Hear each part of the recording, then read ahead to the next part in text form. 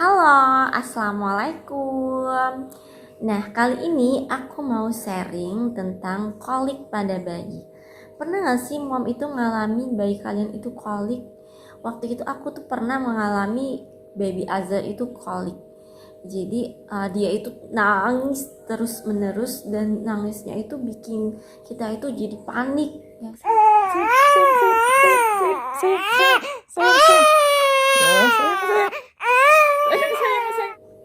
jadi isi rumah itu panik dengar tangisan baby Azar yang gak berhenti-berhenti.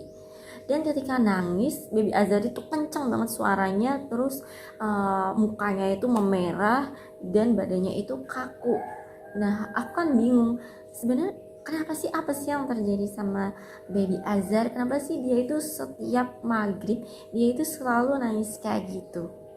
Nah, jadi pas aku cari-cari tahu, ternyata baby Azar itu lagi kolik. Oke, sekarang kita mau bahas tentang kolik ya, Mom. Mungkin kalian bingung sebenarnya tangisan baby aku tuh kolik atau bukan. Nah, kita itu bisa tahu bahwa baby kita itu lagi kolik atau bukan, itu kita bisa melihat rentang usianya. Jika usia baby kita dalam rentang 2 minggu sampai 4 bulan, nah dia itu biasanya sering nangis terus menerus ya, dan nangisnya itu bisa sampai 3 jam dan waktunya itu bisa 3 hari berturut-turut dalam seminggu atau 3 minggu secara berturut-turut dalam sebulan. Dia itu akan mengalami menangis secara terus menerus. Nah, itu bisa dibilang kolik pada bayi. Nah, selain itu ciri yang bisa kita lihat kalau baby kita itu kena kolik, yaitu biasanya nangisnya itu dia itu lama ya. Nangisnya itu bisa sampai 3 jam dengan kondisi wajah yang memerah, tangannya itu mengepal, kakinya itu bisa ditekuk sampai perut, dan badannya itu agak sedikit kaku ya. Jadi kalau kita gendong itu dia bener-bener nangis histeris. Biasanya kalau bayi menangis itu kan memang agak kaku gitu ya badannya, saking dia itu menangis dan menjerit gitu ya. Oke, itu bisa dibilang kolik pada bayi. Nah, terus kira-kira kolik ini bahaya nggak sih? Nah, sejauh ini kalau memang bayi kita itu memang benar-benar kolik ya, kolik itu tidak berbahaya ya, kecuali memang ada tanda bahaya khusus pada bayi kita. Tanda bahaya itu misalnya dia itu muntah ya, muntah terus, atau muntah berwarna hijau, atau dia itu BAB berdarah ya, atau dia itu mengalami lesu, nggak mau makan, berat badannya itu turun, atau ada tanda demam ya. Itu sudah menunjukkan tanda-tanda yang harus kita waspadai.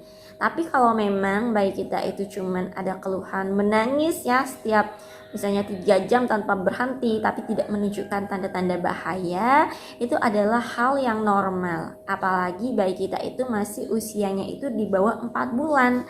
Nah, kolik ini juga biasa disebut sindrom 4 bulan. Karena biasanya baby kita itu mengalami kolik yaitu di umurnya yang ke-2 minggu sampai 4 bulan.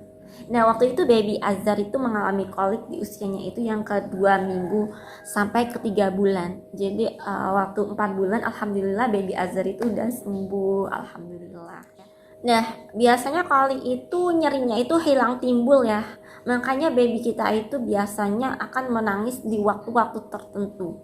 Dan biasanya kolik ini juga terjadinya itu di jam yang sama atau di waktu yang sama ya, karena biasanya di jam tersebut rasa nyeri baby kita ya, merasa kesakitan itu kambuh di jam tersebut. Kalau baby Azar waktu itu koliknya itu kumatnya itu sering kambuhnya itu menjelang maghrib ya. Jadi kalau pas maghrib itu aku udah siap-siap tenangin baby aku. Waduh, siap-siap nih baby Azar itu bakal nangis nangis histeris pas maghrib gitu kan. Jadi biasanya waktu itu aku sampai hubungi sama hal-hal tertentu ya, kenapa ini baby Azar itu kalau maghrib itu nangis terus gitu ya. Jadinya sampai jendela, pintu kalau udah jamnya itu nunjukin jam 5:30 cepet-cepet ditutup gitu kan. Pikir aku apa dia melihat hal-hal yang yang nggak nampak di mata gitu pikir aku, tapi ternyata itu adalah kolik ya. Kebetulan baby Azhar itu kambuhnya itu menjelang maghrib, dan besoknya selalu seperti itu, menjelang maghrib dia itu selalu nangis jerit gitu, dan rasanya panik banget lah itu ya. Itu adalah saat-saat yang berat ya, karena melihat baby kita itu nangis terus menerus. Nah, kalau aku baca-baca dan aku dengerin informasi ini ya dari dokter ya, kolik ini sebenarnya belum diketahui penyebabnya. Nah, cuman di sini ada beberapa hal yang memicu terjadinya kolik ya, kolik pada bayi. Salah satunya adalah pencernaan bayi ini belum sempurna. Jadi ia akan mudah mengalami misalkan kayak kembung pada perutnya. Nah, itu salah satu gangguan pencernaan pada bayi. Namun itu tidak perlu dikhawatirkan ya. Terus juga pemicu lainnya, baby kita itu bisa jadi karena alergi susu sapi atau intoleransi laktosa ya. Karena baby kita itu belum bisa memecah laktosa itu dengan sempurna ya. Jadi sering menimbulkan gangguan pada pencernaannya dan menyebabkan rasa nyeri dalam dirinya gitu. Nah, itu yang menyebabkan baby kita itu merasa nyeri dan menangis gitu ya, menangis sampai berjam-jam. Oke, selanjutnya yang terpenting adalah apa sih yang bisa mom lakuin ya? Apa sih yang mom harus lakuin kalau baby kita itu lagi kolik? Yang terpenting adalah mom itu harus sabar dulu ya. Harus tenang gitu ya, menghadapi baby kalian itu yang lagi kolik gitu. Terus langkah selanjutnya yang harus kalian lakukan ketika baby kalian itu sedang kolik, yaitu kalian gendong baby kalian itu dengan posisi yang dia nyaman. Biasanya baby kita itu rewel banget kalau misalnya digendong itu dengan posisi yang tidur. Misalnya dengan posisi tidur, dia itu akan rewel dan kembali menangis ya. Biasanya kalau baby Azhar itu aku cara nenanginnya itu dengan menggendong dia itu dengan posisi berdiri. Nah, ini dia gambarnya. Oke ya, jadi dengan posisi yang seperti itu, gendongan dengan posisi yang seperti itu akan membuat baby kita itu lebih merasa nyaman ya.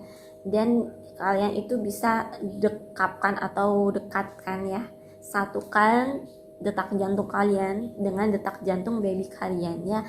Dengan mendengar detak jantung ibunya, baby kita itu akan lebih merasa nyaman ya, dan sehingga dia itu bisa menenangkan dirinya dan dia itu akan menghentikan tangisannya. Nah, kalau baby Azhar itu alhamdulillah nangisnya itu nggak sampai 3 jam ya. Jadi segera mungkin aku tenangin dia ya, supaya dia itu bisa segera berhenti dari tangisnya gitu. Oke, yang selanjutnya yaitu biasanya kolik itu dipicu oleh perut kembung juga ya. Jadi misalkan baby kita itu banyak menelan udara di dalam perutnya ya, sehingga perutnya itu menjadi kembung. Nah, hal itu juga bisa memicu kolik ya. Misalkan cara pelekatan saat menyusuinya itu tidak tepat ya, atau misalkan kita itu kalau saat menyusuinya menggunakan botol dotnya itu kurang tepat ya. Nah, waktu itu pas baby Azhar itu kolik, aku segera mengganti botol susunya itu dengan botol susu yang anti kolik ya. Jadi itu mengurangi udara masuk itu ke dalam perutnya, sehingga itu mencegah kembung ya, kembung pada bayi. Kalian juga bisa seperti itu, mengganti botol susu atau mempelajari pelekatan dengan benar. Oke, setelah itu kalian juga harus sering-sering menyendawakan baby kalian. Nah, itu penting banget ya mom, agar baby kalian itu bisa mengeluarkan udara yang ada di perutnya, sehingga itu juga bisa mengurangi kembung pada bayi. Cara menyendawakan bayi kalian itu bisa gendong baby kalian itu dengan cara seperti ini ya. Kalian menggendong dengan posisi berdiri, lalu kalian tepuk-tepuk dengan lembut punggungnya. Nah, tunggu sampai baby kalian itu bersendawa gitu ya. Nah, biasanya kalau misalnya baby kalian itu udah bersendawa, dia akan merasakan kenyamanan ya, perutnya itu akan nyaman kembali. Oke, yang selanjutnya adalah mom juga bisa melakukan pijat ilu untuk baby kalian ya. Kalian bisa melakukan pijat ilu itu secara rutin, karena pijat ilu itu bermanfaat untuk mengeluarkan udara-udara yang ada di perut baby kalian, sehingga baby kalian itu bisa merasa nyaman dan bisa mengatasi kolik yang ada pada baby kalian. Oke mom, itu aja sih sharing dari aku seputar kolik pada bayi ya. Semoga baby kalian itu bisa segera pulih ya, dan segera sembuh dari koliknya, supaya mom juga bisa merasa tenang ya. Tapi kalau misalnya baby kalian itu masih kolik ya, mom jangan khawatir ya, karena seiring dengan pertambahan usianya, kolik itu pasti akan sembuh dengan sendirinya. Oke, terima kasih sudah menyaksikan video dari aku ya. Wassalamualaikum.